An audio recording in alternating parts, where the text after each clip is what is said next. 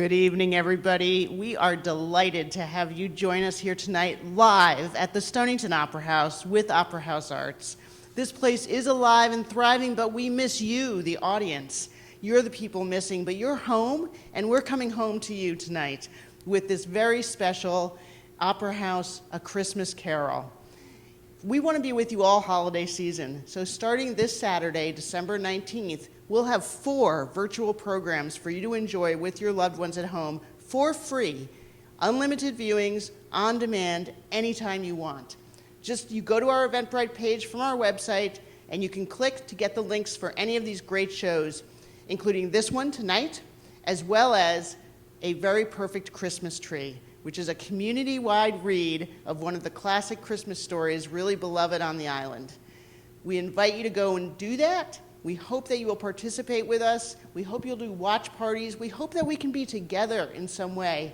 And in January, we hope that everything gets safe enough so that we can come back and invite you back into this magic space with us.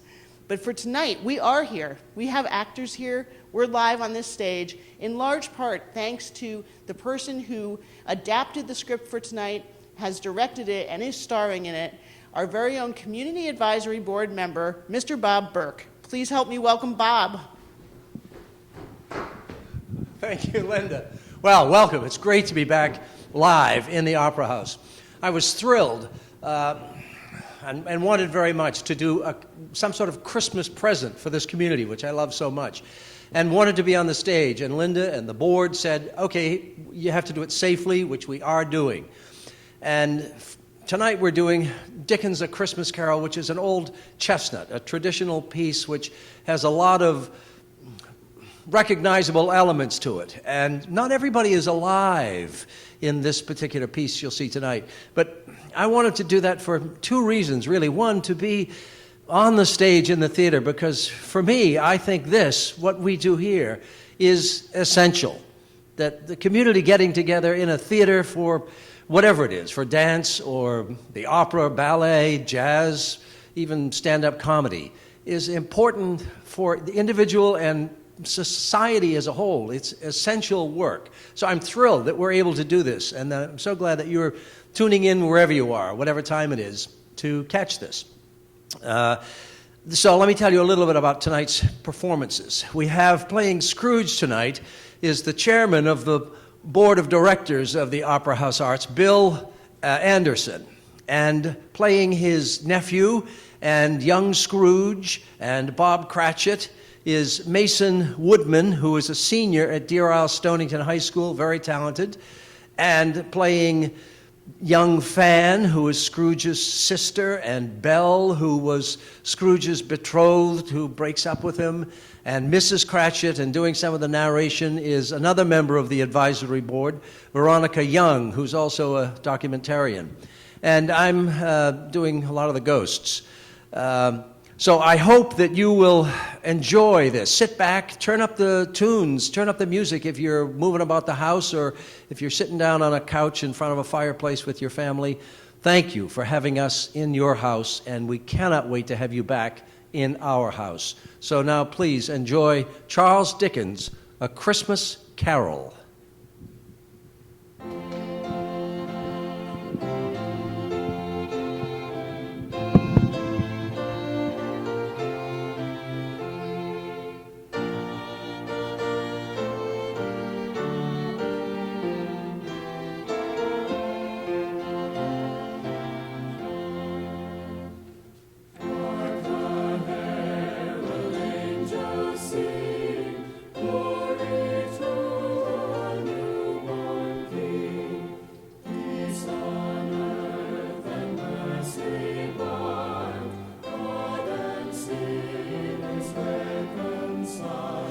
To begin with, Marley was dead. There is no doubt whatsoever about that. The register of his burial was signed by the clergyman, the clerk, the undertaker, and the chief mourner. Scrooge signed it, and Scrooge's name was good upon exchange for anything he chose to put his hand to. Old Marley was as dead as a doornail. Mind, I don't mean to say I know from my own knowledge what there is particularly dead about a doornail. I might have been inclined myself to regard a coffin nail as the deadliest piece of ironmongery in the trade, but the wisdom of our ancestors is in the simile, and my unhallowed hands shall not disturb it, or the country is done for. You will therefore permit me to repeat emphatically that Marley was as dead as a doornail. There is no doubt that Marley was dead. This must be distinctly understood, or nothing wonderful will come of the story I am going to relate. Scrooge knew he was dead? Of course he did. How could it be otherwise? Scrooge and he were partners for I don't know how many years. Scrooge was his sole executor, his sole administrator, his sole assign, his sole residuary legatee, his sole friend, and his sole mourner. And even Scrooge was not so dreadfully cut up at the sad event, but that he was an excellent man of business on the very day of the funeral, and solemnized it with an undoubted bargain.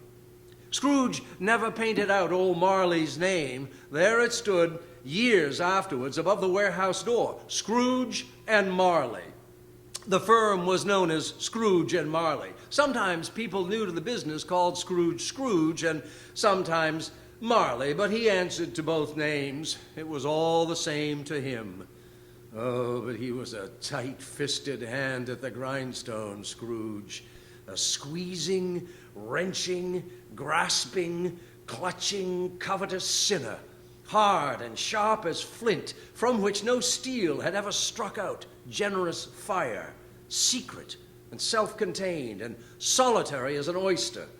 The cold within him froze his old features, nipped his pointed nose, shriveled his cheek, stiffened his gait, made his eyes red, his thin lips blue, and spoke out shrewdly in his grating voice. A frosty rime was on his head and on his eyebrows and on his wiry chin. He carried his own low temperature always about him. He iced his office in the dog days and didn't thaw it 1 degree at Christmas. Nobody ever stopped him in the street to say with gladsome looks, "Oh, my dear Scrooge, how are you? When will you come to see me?" No beggars implored him to bestow a trifle. No children asked him what it was o'clock.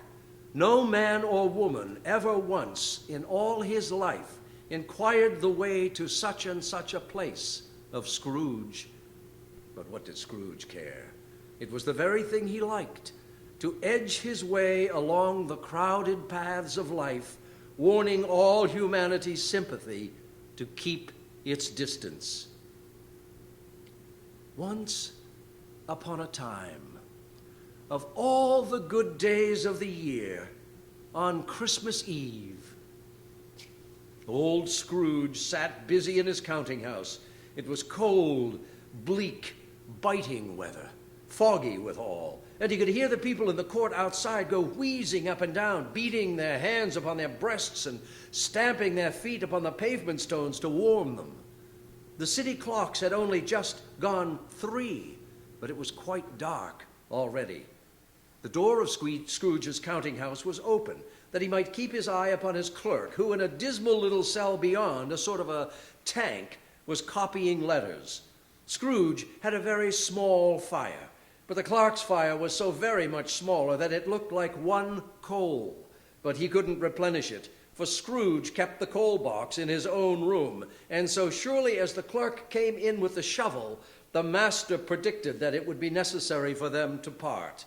Wherefore the clerk put on his white comforter and tried to warm himself at the candle, in which effort, not being a man of strong imagination, he failed. "A Merry Christmas, Uncle! God save you!" It was the voice of Scrooge's nephew. Bah! Humbug! Christmas a humbug, Uncle. You don't mean that, I'm sure. I do. Merry Christmas. What right have you to be merry? What reason have you to be merry? You're poor enough. Come then. What right have you to be dismal? What reason have you to be morose? You're rich enough. Bah! Humbug! Don't be cross, Uncle. What else can I be when I live in such a world of fools as this? Merry Christmas. Out upon Merry Christmas. What's Christmas time to you but a time for paying bills without money? A A time for finding yourself a year older and not an hour richer. A time for balancing your books and having every item in them presented dead against you. If I could work my will, every idiot who goes about with Merry Christmas on his lips should be boiled with his own pudding and buried with a stake of holly through his heart. He should. Uncle! Nephew, keep Christmas in your own way and let me keep it in mine. Keep it? But you don't keep it. Let me leave it alone then. Much good it may do to you.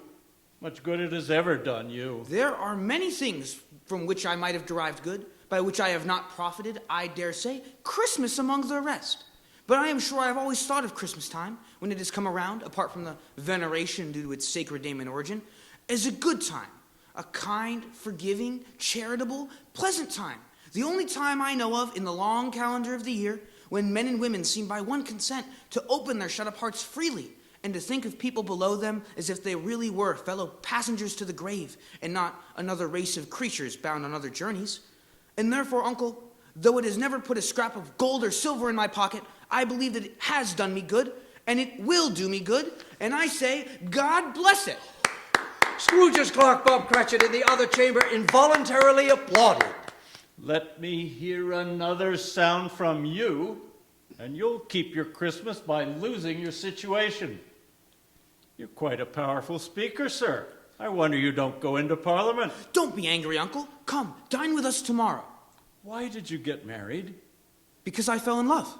Because you fell in love. Good afternoon. Nay, Uncle, but you never came to see me before that happened. Why give it as a reason for not coming now? Good afternoon. I want nothing from you. I ask nothing of you. Why cannot we be friends? Good afternoon. I am sorry, with all my heart, to find you so resolute. We have never had any quarrel by which I have been a party.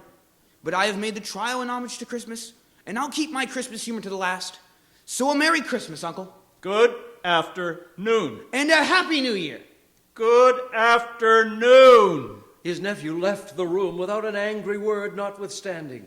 He stopped at the outer door to bestow the greetings of the season on the clerk Bob Cratchit, who, cold as he was warmer than Scrooge, for he returned them cordially.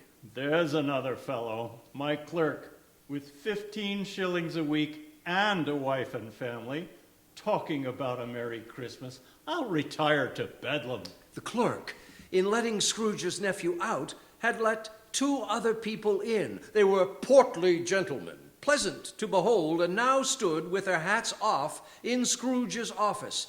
They had books and papers in their hands and bowed to him. "Have I the pleasure of addressing Mr. Scrooge or Mr. Marley?"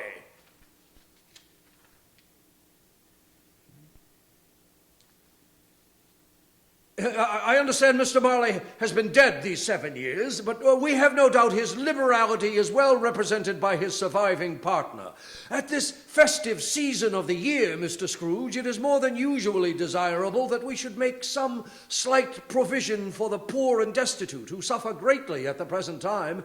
Many thousands are in want of common necessaries. Hundreds of thousands are in want of common comfort, sir. Are there no prisons? Plenty of prisons. And the union workhouses, are they still in operation? They are still. I wish I could say they were not. The treadmill and the poor law are in full vigor then? Both very busy, sir. Oh, I was afraid from what you said at first that something had occurred to stop them in their useful course.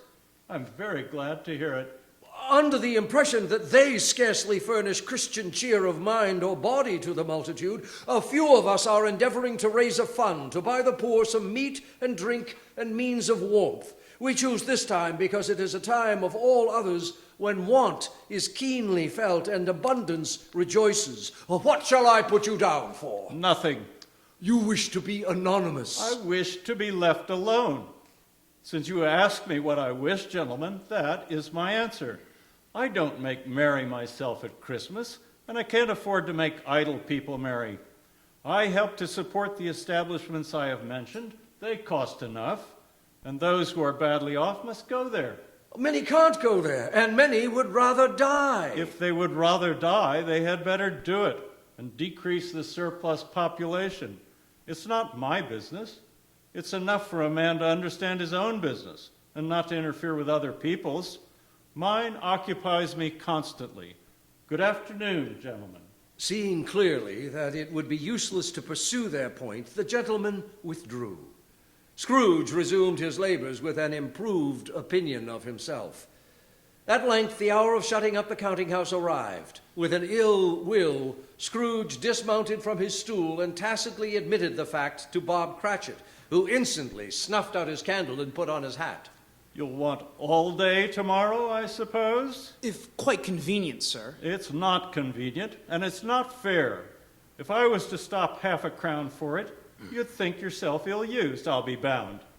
And yet, you don't think me ill-used when I pay a day's wages for no work. It's only once a year, sir. A poor excuse for picking a man's pocket every 25th of December. But I suppose you must have the whole day. Be here all the earlier next morning. The clerk promised that he would, and Scrooge walked out with a growl. The office was closed in a twinkling, and Bob Cratchit, with the long ends of his white comforter dangling below his waist, ran home to Camden Town as hard as he could pelt to play at blind man's bluff with his children. Scrooge took his melancholy dinner in his usual melancholy tavern, and having read all the newspapers and beguiled the rest of the evening with the banker's book, went home to bed. He lived in chambers which had once belonged to his deceased partner. Now, it is a fact that there was nothing at all particular about the knocker on the door, except that it was very large. It is also a fact that Scrooge had seen it night and morning during his whole residence in that place. Also that Scrooge had as little of what is called fancy about him as any man in the city of London. Then let any man explain to me, if he can, how it happened that Scrooge, having his key in the lock of the door, saw in the knocker, without its undergoing any intermediate process of change, not a knocker, but Marley's face. Marley's face had a dismal light about it, like a bad lobster in a dark cellar. It was not angry or ferocious, but looked at Scrooge as Marley used to look, with ghostly spectacles turned up on its ghostly forehead. The hair was curiously stirred, as if breath of hot air, and though the eyes were wide open, they were perfectly motionless. That, and its livid color, made it horrible. As Scrooge looked fixedly at this phenomenon, it was a knocker again. To say that he was not startled, or that his blood was not conscious of a terrible sensation to which it had been a stranger from infancy, would be untrue.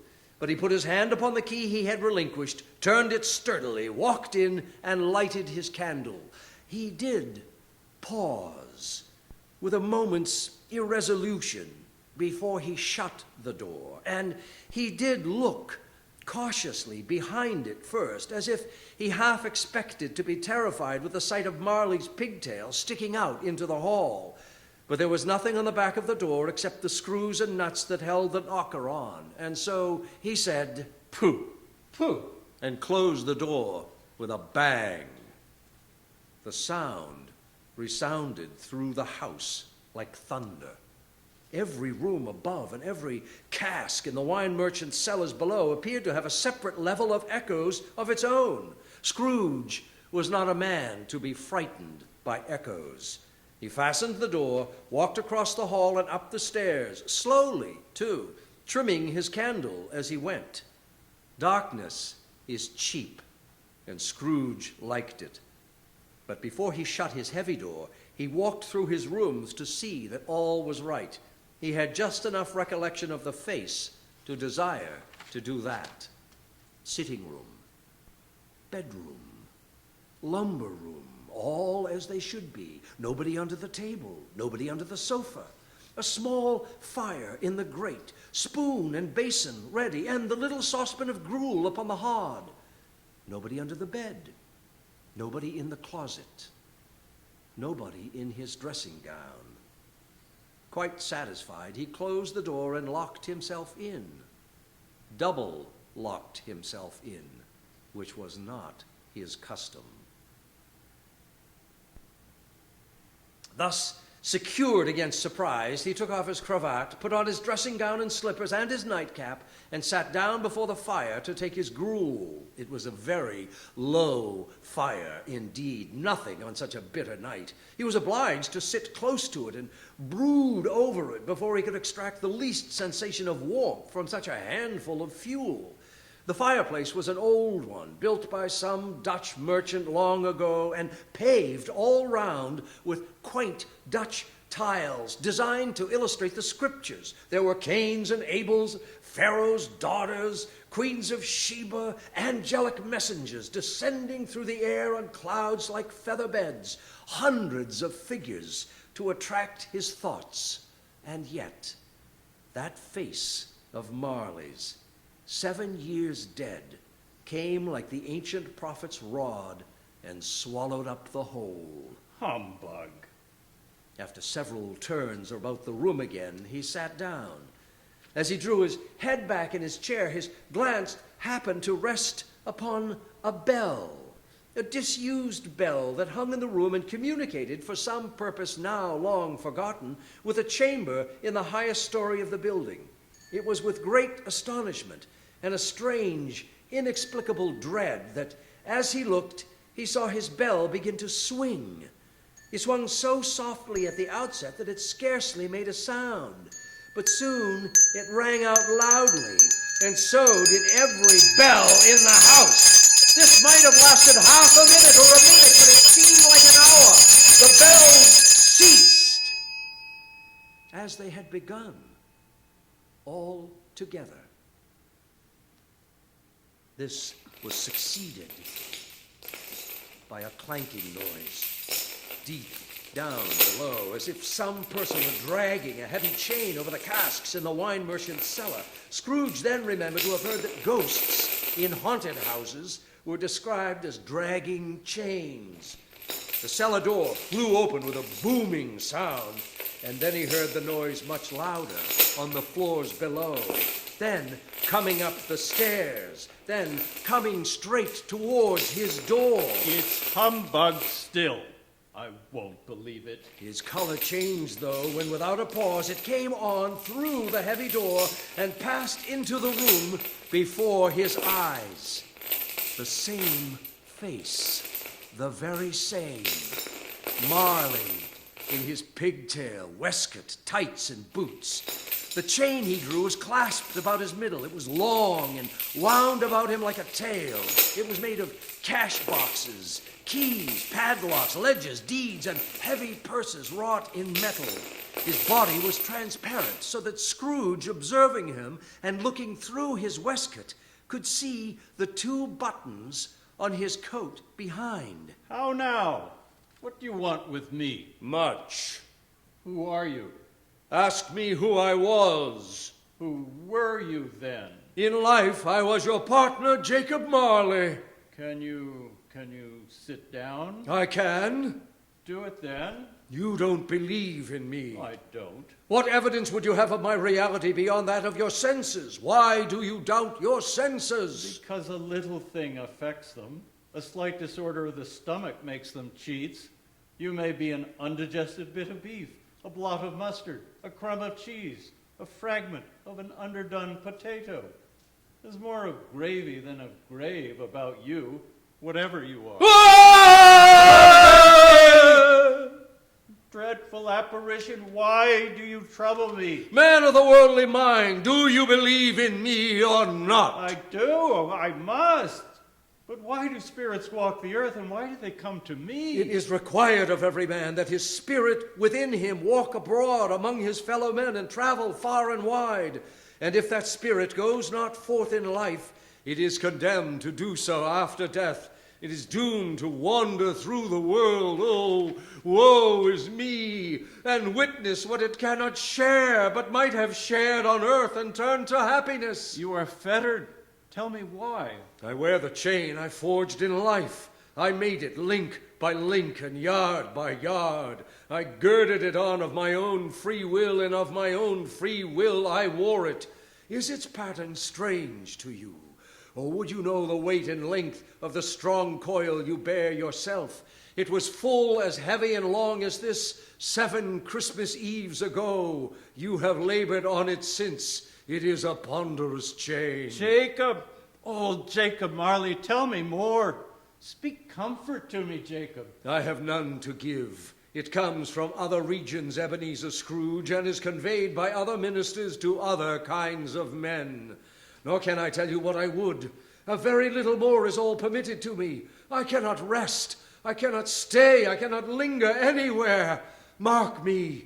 In life, my spirit never roved beyond the narrow limits of our money-changing hole, and weary journeys lie before me now. But you were always a good man of business, Jacob. Business? Mankind was my business. The common welfare was my business. Charity, mercy, forbearance, and benevolence were all my business. The dealings of my trade were but a drop of water in the comprehensive ocean of my business. Hear me. My time is nearly gone. I will, but don't be hard upon me. Don't be flowery, Jacob, pray. I am here tonight to warn you that you have a chance and hope of escaping my fate, a chance and hope of my procuring Ebenezer. You were always a good friend to me, thank ye. You will be haunted by 3 spirits. Is that the chance and hope you mentioned, Jacob? It is. I think I'd rather not. Without their visit, you cannot hope to shun the path I tread, except the first, tomorrow, when the bell tolls 1. Couldn't I take them all at once and have it over, Jacob? Expect the second on the next night at the same hour, the third upon the next night when the last stroke of 12 has ceased to vibrate. Look to see me no more, and look that, for your own sake, you remember what has passed between us. When it had said these words, the spectre took its wrapper from the table and bound it round its head as before, with its chain wound over and about its arm. The apparition walked backward from him, and at every step it took, the window raised itself a little, so that when the spectre reached it, it was wide open. The spectre floated out upon the bleak, dark night. Scrooge followed to the window, desperate in his curiosity. He looked out. The air was filled with phantoms, wandering hither and thither in restless haste, and moaning as they went. Every one of them wore chains like Marley's ghost. The misery with them all was clearly that they sought to interfere for good in human matters and had lost that power forever.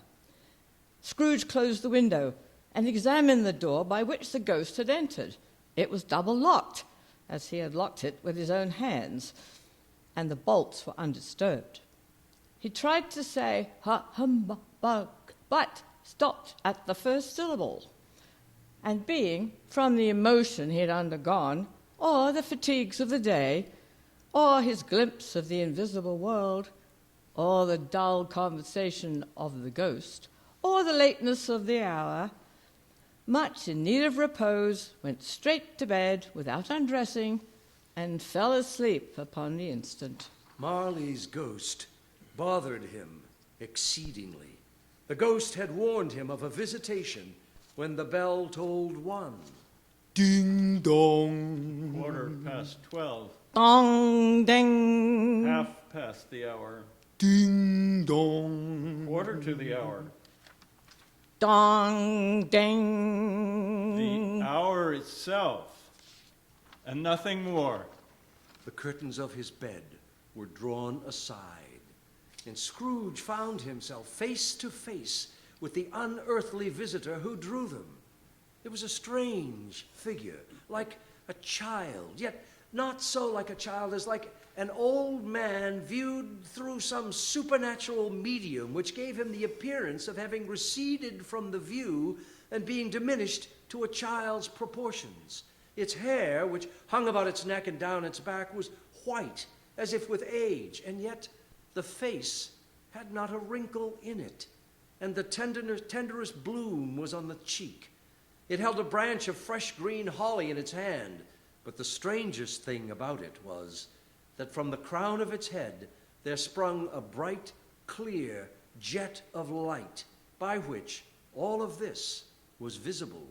Are you the spirit, sir, whose coming was foretold to me? I am. Who and what are you? I am the ghost of Christmas past. Long past? No, your past. What business brings you here? Your welfare. I cannot help thinking that a night of unbroken rest would have been more conducive to that end. Your reclamation, then. Take heed, rise, and walk with me. I am immortal and liable to fall. Bear but a touch of my hand there, and you shall be upheld in more than this.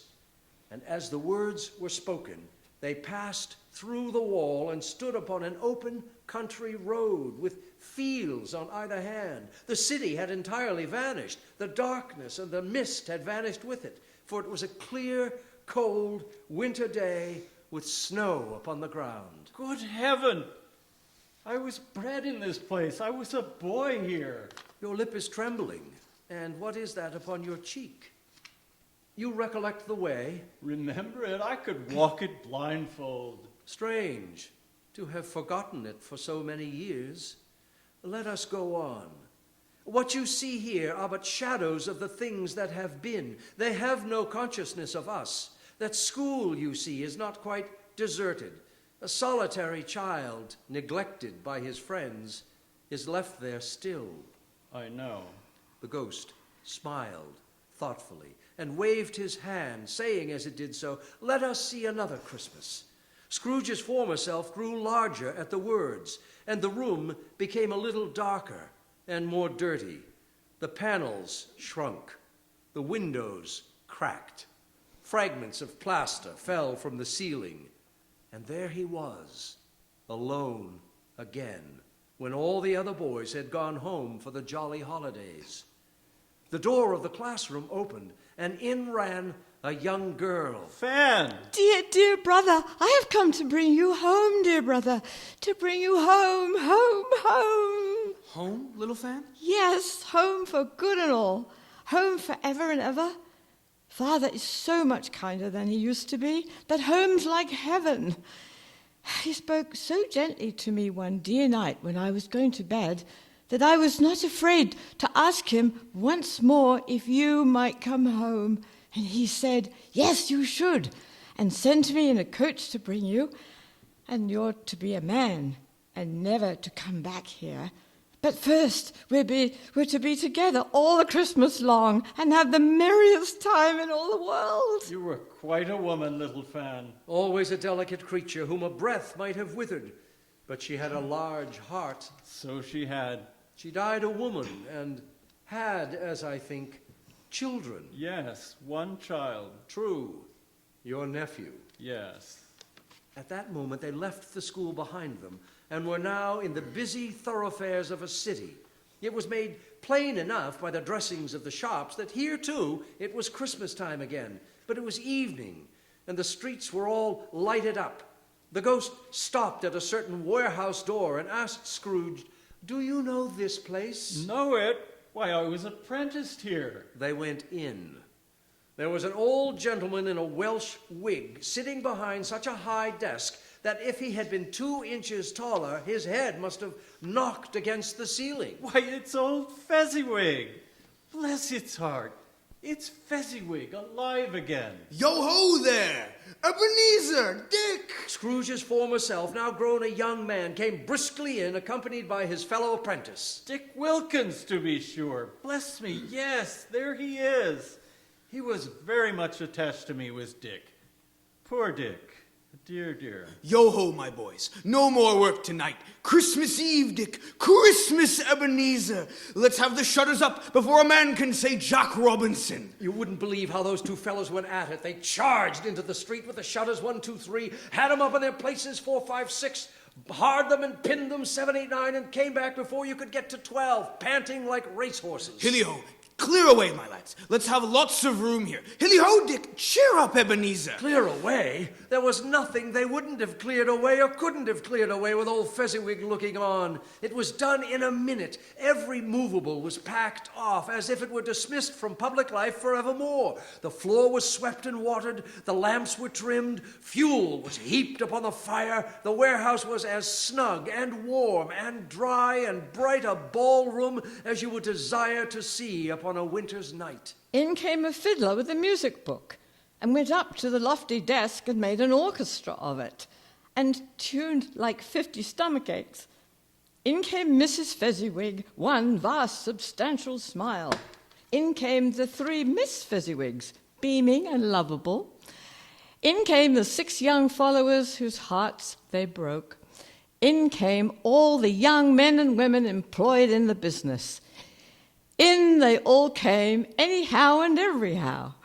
There were dances, and there were forfeits, and more dances, and there was cake, and there was a great piece of cold roast, and there was a great piece of cold boiled, and there were mince pies and plenty of beer. But the great effect of the evening came after the roast and boiled, when the fiddler struck up Sir Roger de Coverley. Then old Fezziwig stood out to dance with Mrs. Fezziwig. Old Fezziwig and the missus. Top couple.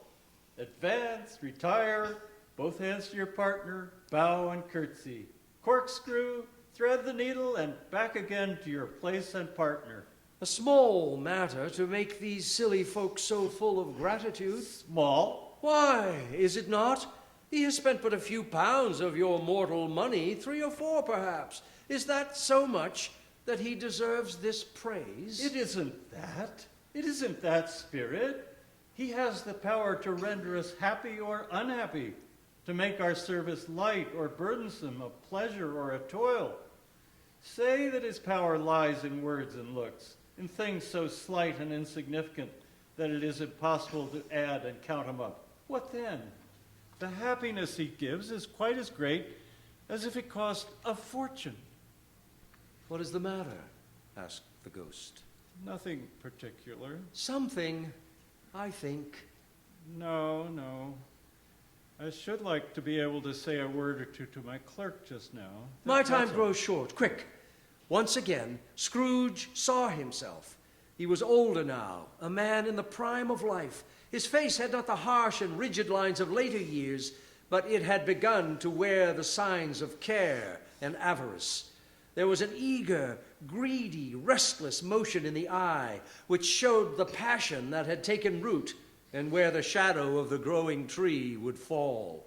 He was not alone, but sat by the side of a fair young girl in a mourning dress, in whose eyes were tears that sparkled in the light. It matters little. To you, very little. Another idol has displaced me, and if it can cheer and comfort you in time to come, as I would have tried to do, I have no just cause to grieve. What idol has displaced you? A golden one. This is the even-handed dealing of the world. There is nothing on which it is so hard as poverty, and there is nothing it professes to condemn with such severity as the pursuit of wealth. You fear the world too much. All your other hopes have merged into the hope of being beyond the chance of its sordid reproach. I have seen your nobler aspirations fall off one by one until the master passion, gain, engrosses you, have I not? What then? Even if I have grown so much wiser, what then? I have not changed towards you, have I? Our contract is an old one. It was made when we were both poor and content to be so, until in good season we could improve our worldly fortune by our patient industry. You are changed.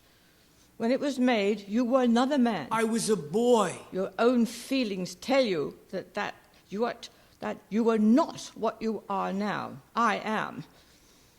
That which promised happiness when we were one in heart is fraught with misery now that we are two. How often and how keenly I have thought of this, I will not say.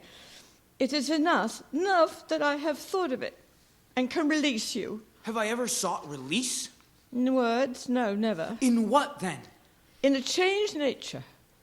in an altered spirit, in another atmosphere of life, other hope as its great end, and everything that made my love of any worth or value in your sight? If this had never been between us, tell me, would you seek me out and try to win me now? Ah, no. You think not. I would gladly think otherwise if I could, heaven knows. But if you were free today, tomorrow, yesterday, can I even believe that you would choose a dowerless girl, you who weigh everything by gain, or choosing her if for a moment you were false enough to your one guiding principle to do so? Do I not know that your repentance and regret would surely follow? I do, and I release you with a full heart for the love of him you once were. You may, the memory of what is past, half makes me hope you will, have pain in this. A very, very brief time, and you will dismiss the recollection of it gladly, as an unprofitable dream from which it happened well that you awoke. May you be happy in the life you have chosen. Spirit, show me no more. Conduct me home. Why do you delight to torture me? One shadow more. No more, no more. I don't wish to see it. Show me no more. Remove me from this place. I told you these were shadows of the things that have been, that they are what they are. Do not blame me. Remove me.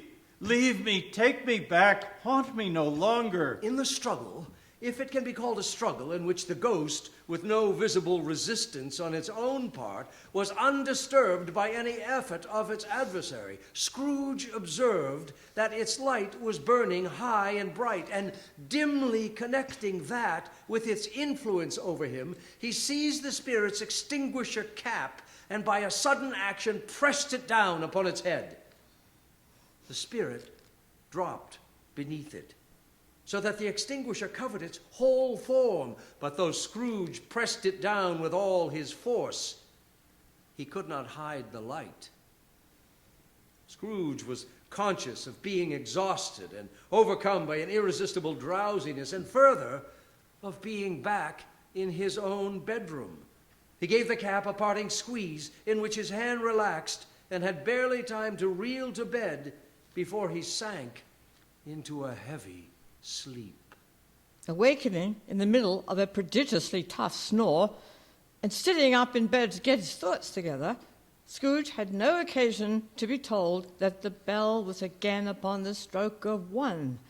He felt that he was restored to consciousness in the right nick of time for the especial purpose of holding a conference with the second messenger dispatched to him through Marley's intervention. Now, being prepared for almost anything, he was not by any means prepared for nothing, and consequently, when the bell struck 1, Boom! and no shape appeared, he was taken with a violent fit of trembling. 5 minutes, 10 minutes, a quarter of an hour went by, yet nothing came.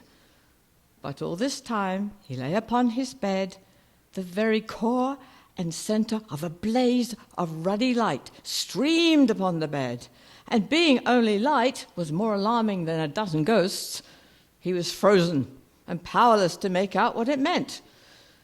At last, however, he began to think that the source and secret of this ghostly light might be in the adjoining room, from whence, on further tracing it, it seemed to shine. This idea taking full possession of his mind, he got up softly and shuffled in his slippers to the door. The moment Scrooge's hand was on the lock, a strange voice called him by his name and bade him enter. Ebenezer Scrooge! Come in! Scrooge obeyed. It was his own room, there was no doubt about that, but it had undergone a surprising transformation. The walls and ceilings were so hung with living green that it looked like a perfect grove, from which every part of which were bright, gleaming berries. The crisp leaves of holly, mistletoe and ivy reflected back the light, as if so many little mirrors had been scattered there. and such a mighty blaze went roaring up the chimney as the dull putrefaction of a hearth had never known in Scrooge's time, or Marley's, or for many and many a winter season gone. Heaped up on the floor to form a kind of throne were turkeys, geese, game, poultry, brawn, great joints of meat, suckling pigs, long wreaths of sausages, mince pies, plum puddings, barrels of oysters, red-hot chestnuts, cherry-cheeked apples, juicy oranges, luscious pears, immense twelfth cakes, and seething bowls of punch that made the chamber dim with their delicious steam. In easy state upon this couch there sat a jolly giant, glorious to see, who bore a glowing torch, its shape not unlike Plenty's horn, and held it up, high up, to shed its light on Scrooge as he came peeping round the door. Come in and know me better, man. Scrooge entered timidly and hung his head before this spirit. I am the ghost of Christmas present. Look upon me. Scrooge reverently did so. It was clothed in one simple deep green robe, or mantle, bordered with white fur.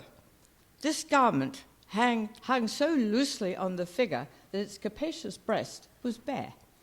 Its feet, observable between the ample folds of the garment, were also bare, and on its head it wore no other covering than a holly wreath, set here and there with shining icicles.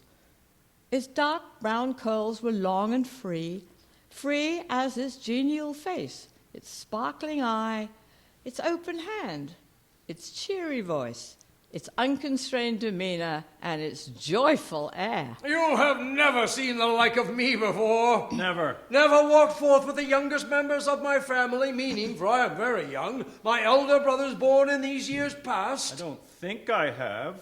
I'm afraid I have not. Have you had many brothers, Spirit? 2019. A tremendous family to provide for, Spirit. Conduct me where you will. I went forth last night on compulsion, and I learnt a lesson which is working now. Tonight, if you have aught to teach me, let me profit by it. Touch my robe. Scrooge did as he was told and held it fast. Holly, mistletoe, ivy vanished. Turkeys, meat, pigs, pies, puddings, fruit, and punch all vanished instantly. So did the room, the fire, the ruddy glow, the hour of night. And they stood in the city streets on Christmas morning, for the weather was severe.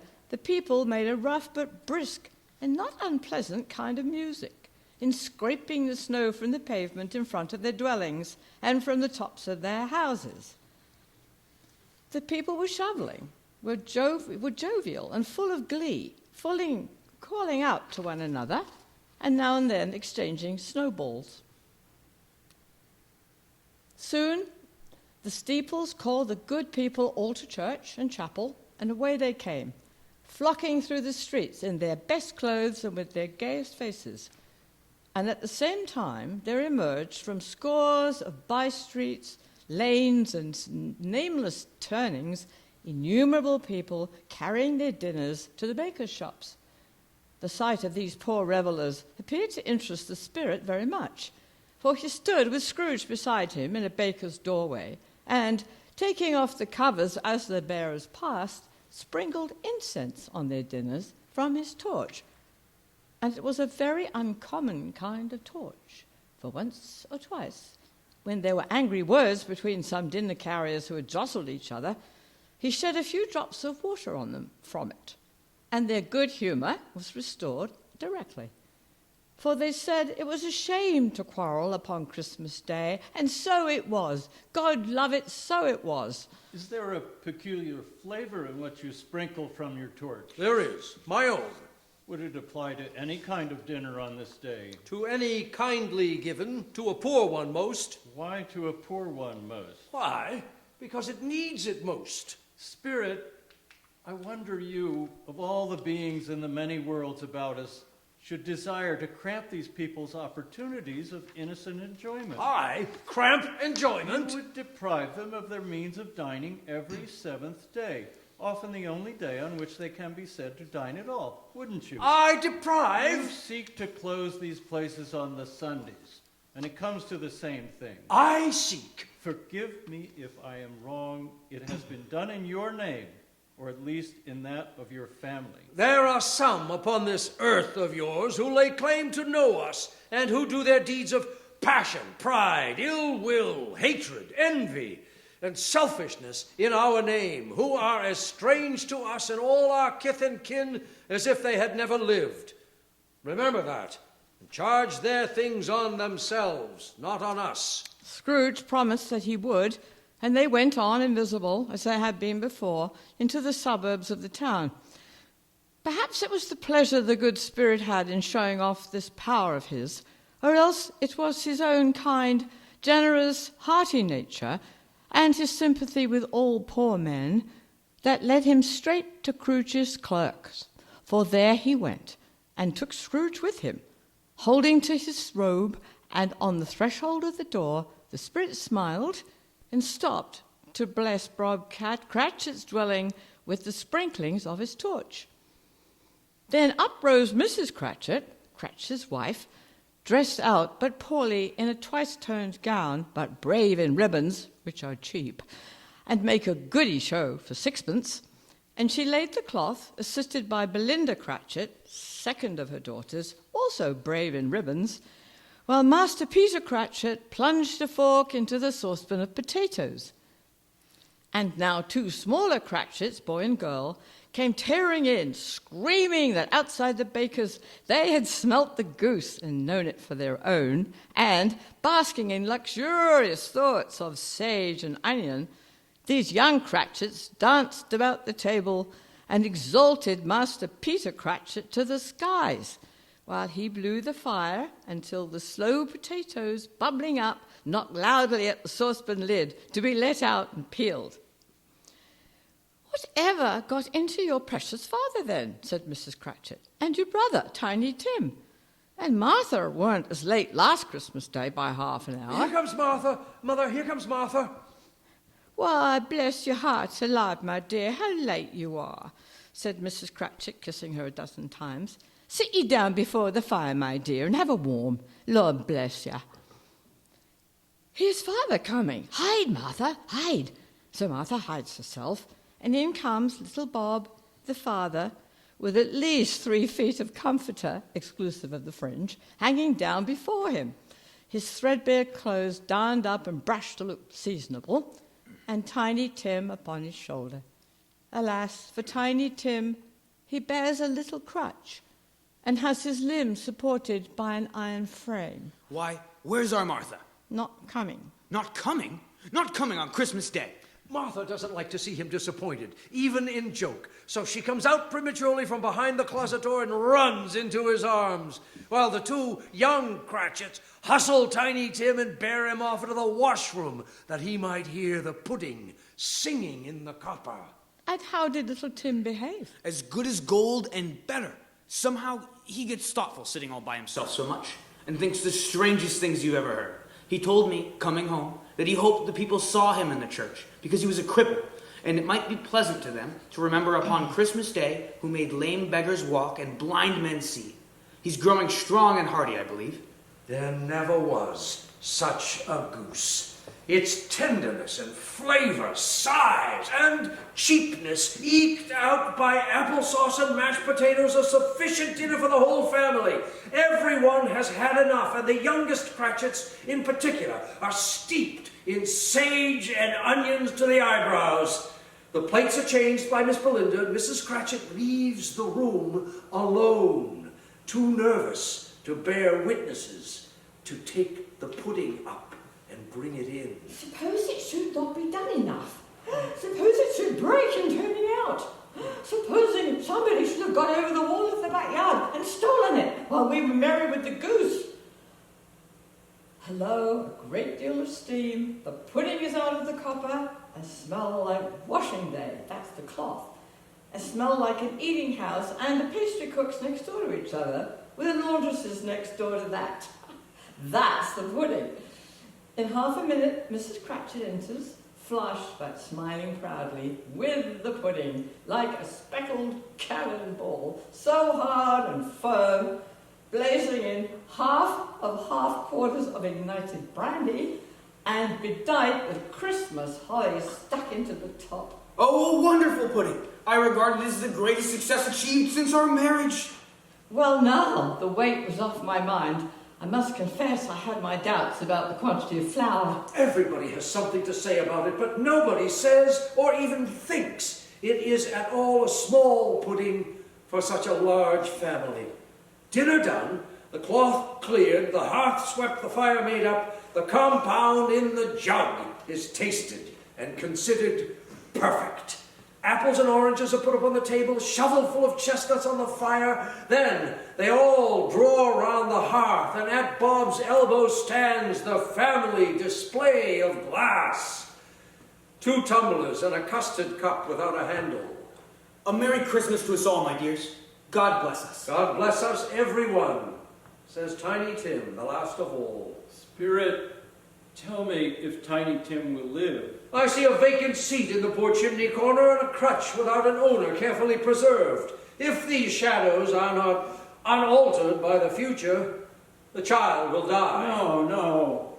Oh no, kind spirit, say he will be spared. If these shadows remain unaltered by the future, none other of my race will find him here. What then? If he be like to die, he'd better do it and decrease the surplus population. Will you decide what men shall live, what men shall die? It may be that in the sight of heaven you are more worthless and less fit to live than millions like this poor man's child. Oh, God! To hear the insect on the leaf pronouncing on the too much life among his hungry brothers in the dust. Mr. Scrooge. I'll give you Mr. Scrooge, the founder of the feast. The founder of the feast, indeed. I wish I had him here. I'd give him a piece of my mind to feast upon, and I hope he'd have a good appetite for it. My dear, the children, Christmas Day. It should be Christmas Day, I am sure, on which one drinks the health of such an odious, stingy, hard, unfeeling man as Mr. Scrooge. You know he is, Robert. Nobody knows it better than you do, poor fellow. But my dear, it's Christmas Day. I'll drink his health for your sake and the day's, not for his. Long life to him, a Merry Christmas and a Happy New Year. He'll be very merry and very happy, I have no doubt. There's nothing of high mark in this. They're not a handsome family. They're not well dressed. Their shoes are far from being waterproof. Their clothes are threadbare. And Bob Cratchit might have known, and very likely has, the inside of a pawnbroker's. But they are happy, grateful, pleased with one another, and contented with the time. The spirit did not tarry here, but bade Scrooge hold his road, and passing on above the moor, sped to sea. Built upon a dismal reef of sunken rocks, some league or so from shore, on which the water chafed and dashed, a while gave through, there stood a solitary lighthouse. Great heaps of seaweed clung to its base, and storm birds rose and fell about it, like the waves they skimmed. But even here, 2 men who watched the light had made a fire that through the loophole in the thick stone wall shed out a ray of brightness on the awful sea. Joining their hard and weathered hands over the rough table at which they sat, they wished each other Merry Christmas in their candid rock. Again the ghost sped on above the black and heaving sea. It was a great surprise to Scrooge, while thus engaged, to hear a hearty laugh. It was a much greater surprise to Scrooge to recognize it as his own nephew's, and to find himself in a bright, dry, gleaming room with the spirit standing smiling by his side and looking at that same nephew with approving affability. When Scrooge's nephew laughed in this way, holding his sides, rolling his head, and twisting his face into the most extravagant contortions, Scrooge's niece by marriage laughed heartily as he, and their assembled friends, being not a bit behindhand, roared out lustily. He said that Christmas was a humbug as I live. He believed it too. He's a comical old fellow, that's the truth, and not so pleasant as he might be. However, his offenses carry their own punishment, and I have nothing to say against him. I'm sure he's very rich, Fred. At least you always tell me so. What of it, my dear? His wealth is of no use to him. He doesn't do any good with it. He doesn't make himself comfortable with it.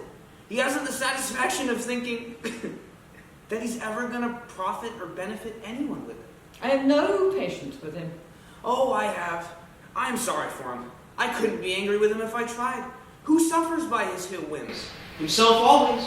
Here he takes it into his head to dislike us, and he won't come and dine with us. What's the consequence?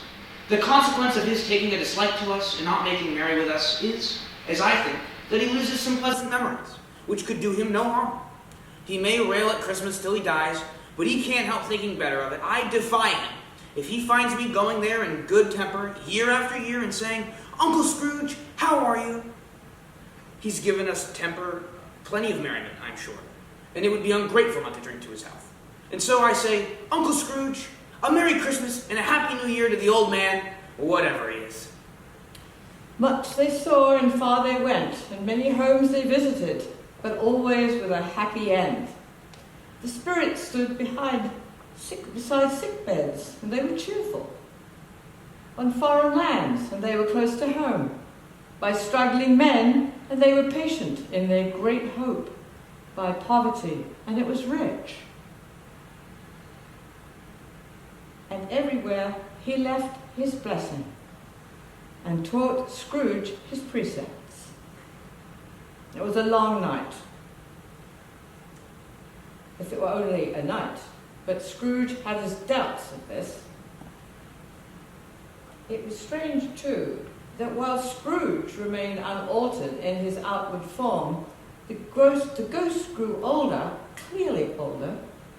Scrooge had observed this change, but never spoke of it until they left the children's 12th night party, when, looking at the spirit as they stood together in an open place, he noticed that its hair was grey.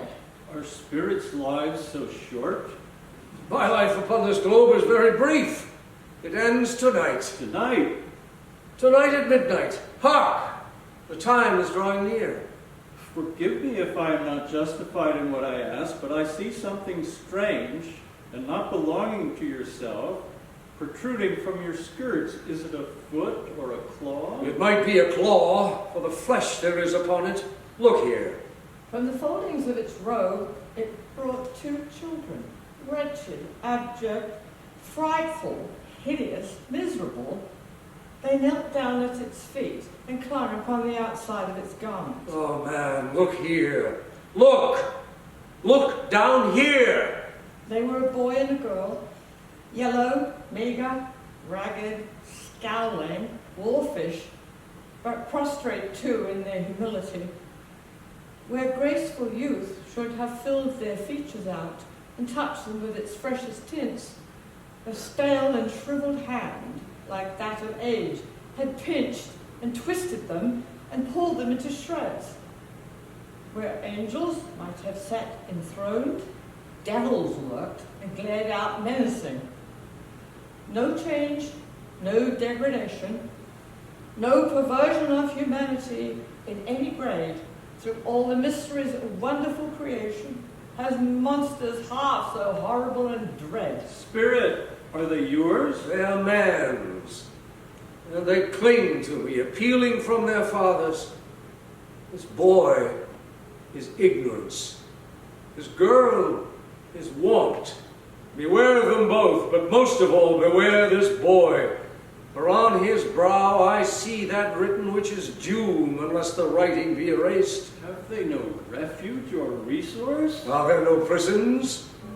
Are there no workhouses? Are there no prisons? Are there no workhouses? The bells Are there struck no prisons? 12.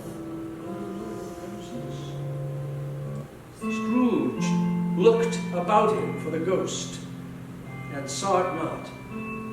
As the last stroke ceased to vibrate, he remembered the prediction of old Jacob Marley, and lifting up his eyes, beheld a solemn phantom, draped and hooded, coming like a mist along the ground toward him. The phantom slowly, gravely, silently approached. When it came near him, Scrooge bent down upon his knee, for in the very air through which this spirit moved, it seemed to scatter gloom and mystery. It was shrouded in a deep, dark garment which concealed its head, its face, its form, and left nothing of it visible, save one outstretched hand. And but for this, it would have been difficult to detach its figure from the night and separate it from the darkness by which it was surrounded. The spirit neither spoke nor moved. I am in the presence of the ghost of Christmas yet to come. The spirit answered not, but pointed onward with its hand. You are about to show me shadows of the things that have not happened, but will happen in the time before us. Is that so, Spirit? Ghost of the future, I fear you more than any specter I have seen. But as I know your purpose is to do me good, and as I hope to live to be another man from whom I was, I am prepared to bear you company, and to do it with a thankful heart. Will you not speak to me? Lead on, lead on. The night is coming fast, and it is precious time to me, I know. Lead on, Spirit. The phantom moved away as if it had come towards Scrooge, who followed it in the shadow of its dress, which bore him up, he thought, and carried him along. They scarcely seemed to enter the city, for the city rather seemed to spring up about them and encompass them of its own act. But there they were, in the heart of it, in the heart of exchange, amongst the merchants who hurried up and down and chinked the money in their pockets and conversed in small groups. No, I don't know much about it either way. I only know he's dead. When did he die? Last night, I believe. Why, what was the matter with him? Oh, God knows. What has he done with his money? I haven't heard. Left it to his company, perhaps. He hasn't left it to me. That's all I know.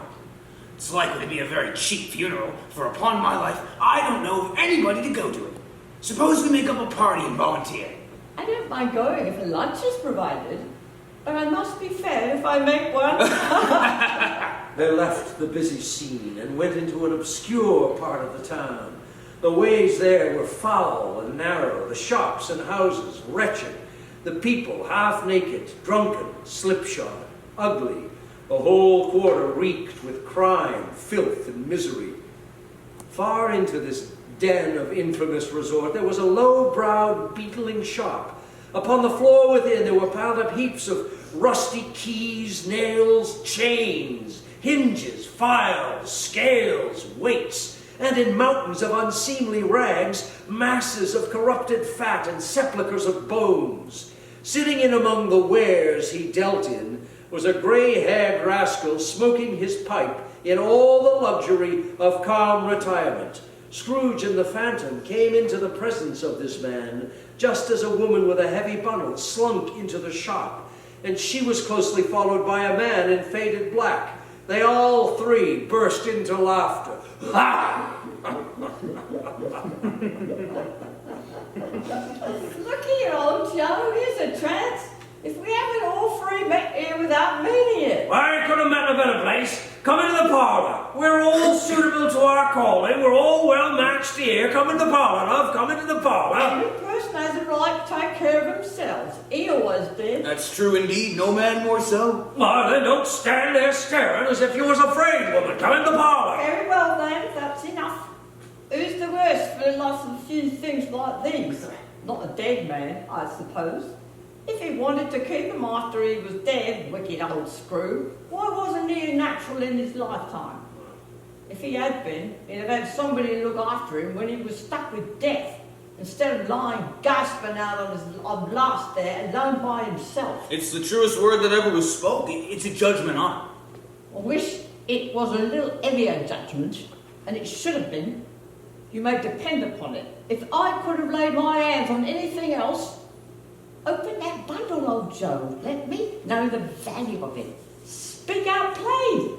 We know pretty well that we were helping ourselves before we met here. I believe it's no sin. Open the bundle, Joe. No, I'll go first. Here, a seal or two, pencil case, a pair of sleeve buttons, and a brooch. Well, that's your account. I wouldn't give another sixpence if I was to be boiled in oil for not doing it. That's your account. If you asked me for another penny and made an open question, I'd repent of being so liberal, knock off half a crown. And now undo my bundle, Joe. All right, love, all right. Here's here, what you call this? Bed curtains? Oh, bed curtains. You don't mean to say you took them down, rings and all, with him lying there? Yeah, I do. Why not? You were born to make your fortune, love, and you'll certainly do it. Oh, I certainly shan't hold my hand when I can get anything in it by reaching out for the sake of such a man as he was. I promise you. Joe, here, don't drop that oil upon the blankets now. His blankets? Well, whose else do you think? He isn't likely to take the cold without them, I dare say. Hey, I hope he didn't die of anything catching, eh? Don't be afraid of that. I ain't fond of his company that I'd loiter about him for such things, if he did.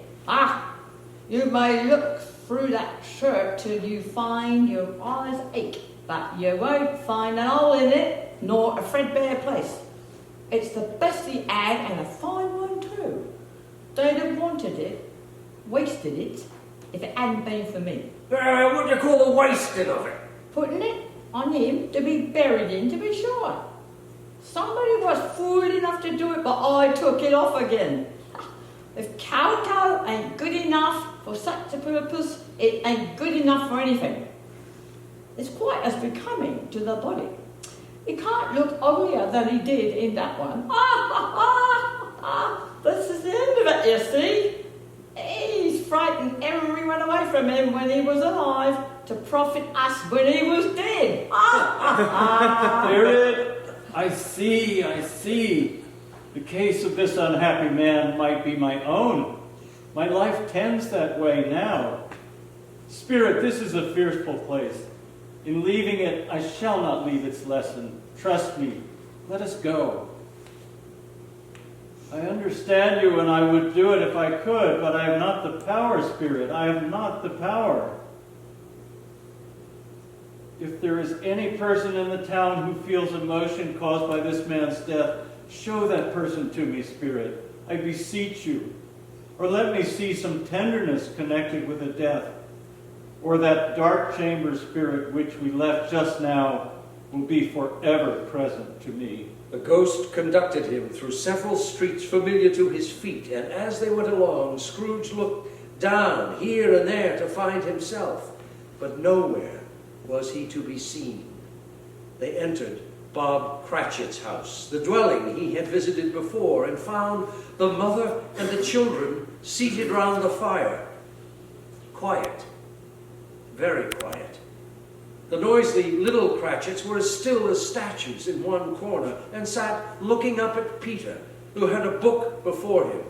The mother and her daughters were engaged in sewing, but surely they were very quiet. And he took a child and set him in the midst of them. The colour hurts my eyes. They're better now again. It makes them weak by candlelight, and I wouldn't show weak eyes to your father when he comes home for the world.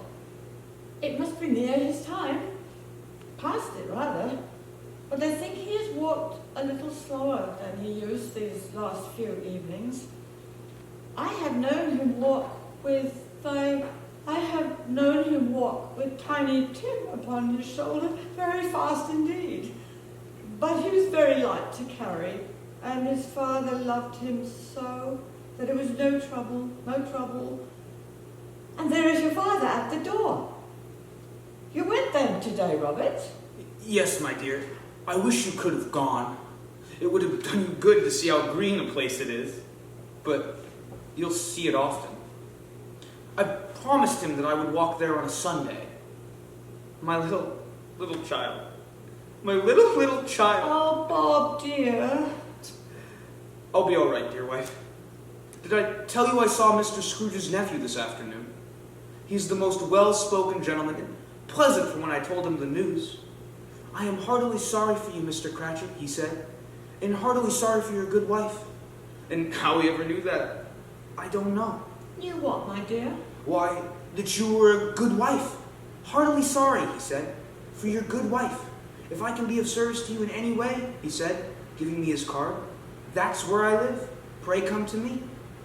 Now, it wasn't for the sake of anything he might be able to do for us, so much as for his kind way, that this was quite delightful. It really seemed as if he had known our Tiny Tim felt with us. I'm sure he's a good soul. You would be sure of it, my dear, if you saw and spoke to him. I shouldn't be at all surprised. Mark what I say, if he got Peter a better situation. Only hear that, Peter. And soon Peter will be keeping company with someone and setting up for himself. It's just as likely as not, one of these days. Though there's plenty of time for that, my dear. But however and whenever we part from one another, I'm sure we shall none of us forget poor Tiny Tim, shall we?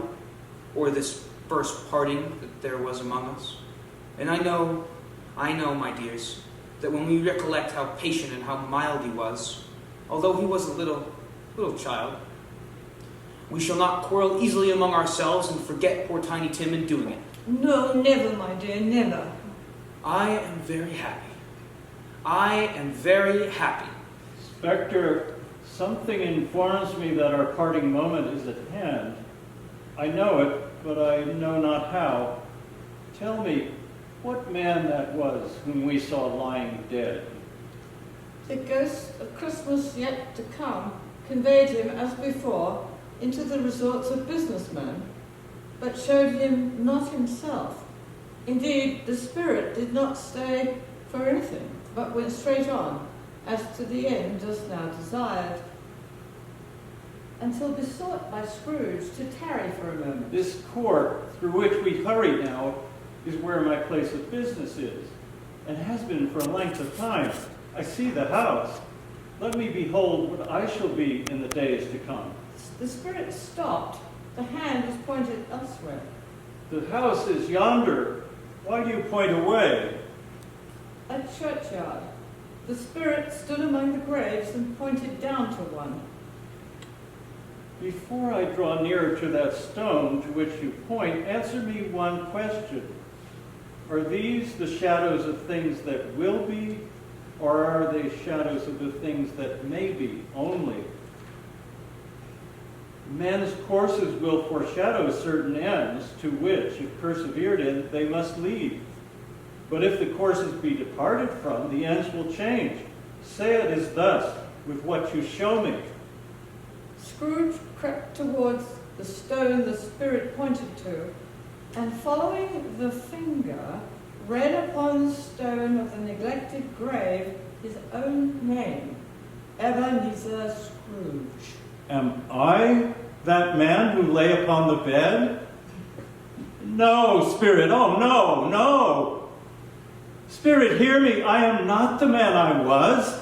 I will not be the man I must have been, but for this intercourse. Why show me this if I am past all hope?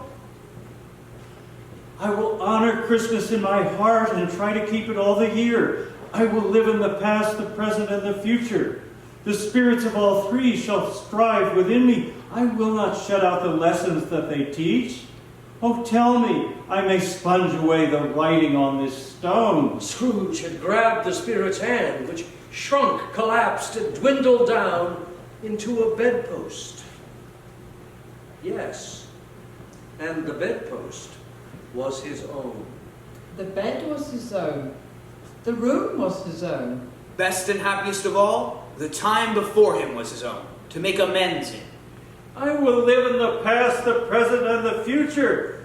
The spirits of all three shall strive within me. Oh, Jacob Marley, heaven and the Christmas time be praised for this. I say on my knees, oh Jacob, on my knees. He was so fluttered and so glowing with his good intentions that his broken voice could scarcely answer to his call. He had been sobbing violently in his conflict with the spirit, and his face was wet with tears. My bed curtains, they are not torn down. They are not torn down, rings and all. They are here. I am here. The shadows of the things that would have been may be dispelled. They will be, I know they will. His hands were busy with his garments all this time, turning them inside out, putting them on upside down, tearing them, mislaying them, making them parties to every kind of extravagance. I don't know what to do. I'm as light as a feather. I'm as happy as an angel. I am as merry as a schoolboy. I'm as giddy as a drunken man. A Merry Christmas to everybody. A Happy New Year to all the world. Hello there, whoop, hello. There's the saucepan that the gruel was in. There's the door by which the ghost of Jacob Marley entered. There's the corner where the ghost of Christmas presents sat. There's the window where I saw the wandering spirits. It's all right. It's all true. It all happened. Ha ha ha! Scrooge laughed. And for a man who had been out of practice for so many years, it was a splendid laugh, a most illustrious laugh, the father of a long, long line of brilliant laughs. I don't know what day of the month it is. I don't know how long I have been among the spirits. I don't know anything. I'm quite a baby. Never mind. I don't care. I'd rather be a baby. Hello, whoop, hello here. Running to the window, he opened it and put out his head. No fog, no mist. Clear, bright, jovial, stirring, cold, cold, piping for the blood to dance to. Golden sunlight, heavenly sky, sweet fresh air, merry bells. Oh, glorious, glorious. He flung open the window and called out to a small boy in the street below. What's today? Hey, What's today, my fine fellow? today was Christmas Day. It's Christmas Day. I haven't missed it. The spirits have done it all in one night. They can do anything they like. Of course they can. Of course they can. Hello, my fine fellow. Hello. Do you know the poulterers in the next street but one, at the corner? Oh, you know I did. An intelligent boy, a remarkable boy. Do you know whether they've sold the prize turkey that was hanging up there? Not the little prize turkey, the big one? What, the one as big as me? What a delightful boy. It's a pleasure to talk to him. Yes, my buck. Well, he's hanging there now. Is it? Go and buy it. Walker! No, I'm in earnest. Go and buy it and tell him to bring it here, that I may give him the directions where to take it. Come back with the man, and I'll give you a shilling. Come back with him in less than 5 minutes, I'll give you half a crown. The boy was off like a shot. He must have had a steady hand on the trigger who could have got a shot off half that fast. I'll send it to Bob Cratchit's. He shan't know who sends it. It's twice the size of Tiny Tim. The chuckle with which he said this, and the chuckle with which he paid for the turkey, and the chuckle with which he paid for the cab, and the chuckle with which he recompensed the boy were only to be exceeded by the chuckle with which he sat down breathless in his chair again and chuckled until he cried. He dressed himself all in his best and at last got out into the streets. The people were by this time pouring forth as he had seen them with the ghost of Christmas present, and walking with his hands behind him, Scrooge regarded everyone with a delighted smile. He looked so irrepressibly pleasant, in a word, that 3 or 4 good-humored fellows said, "Good morning, sir. A Merry Christmas to you, sir." He went to church and walked about the streets and watched the people hurrying to and fro, and patted the children on the head, and questioned the beggars, and looked down into the kitchens of houses and up to the windows, and found that everything could yield him pleasure. He had never dreamed that any walk or anything could give him so much happiness. In the afternoon, he turned his steps towards his nephew's house. He passed the door a dozen times before he had the courage to go up and knock, but he made a dash and did it. Fred, Why, bless my soul, who's that? it's I, your Uncle Scrooge. I've come to dinner. Will you let me in, Fred? Let him in? It's a mercy he didn't shake his arm off. He was at home in 5 minutes. Nothing could be heartier. Wonderful party, wonderful games, wonderful unanimity, wonderful happiness. But he was early at the office next morning. Oh, he was early there. If he could only be there first and catch Bob Cratchit coming late, that was the thing he had set his heart upon. And he did it. Yes, he did. The clock struck 9. No Bob. A quarter past. No Bob. He was full 18 minutes and a half behind his time. Scrooge sat with his door open wide that he might see him come into the tank. His hat was off before he opened the door, his comforter too. He was in his stool in a jiffy, driving away with his pen as if he were trying to overtake 9 o'clock. Hello! What do you mean by coming here at this time of day? I'm very sorry, sir. I'm behind on my time. You are? Yes, I think you are. Step this way, sir, if you please. It's only once a year, sir. It shall not be repeated. I was making rather merry yesterday, sir. Now, I'll tell you what, my friend. I am not going to stand this sort of thing any longer. And therefore, I am about to raise your salary. Bob trembled and got a little nearer to the ruler. He had a momentary idea of knocking Scrooge down with it, holding him and calling to the people in the court for help and a straitjacket. A Merry Christmas, Bob. A merrier Christmas, Bob, my good fellow, than I have given you for many a year. I'll raise your salary and endeavor to assist your struggling family, and we will discuss your affairs this very afternoon over a Christmas bowl of smoking bishop, Bob. Make up the fires and buy another coal scuttle before you dot another I, Bob Cratchit. Scrooge was better than his word. He did it all, and infinitely more. And to Tiny Tim, who did not die, he was a second father. He became as good a friend, as good a master, and as good a man as the good old city knew, or any other good old city, town, or borough in the good old world.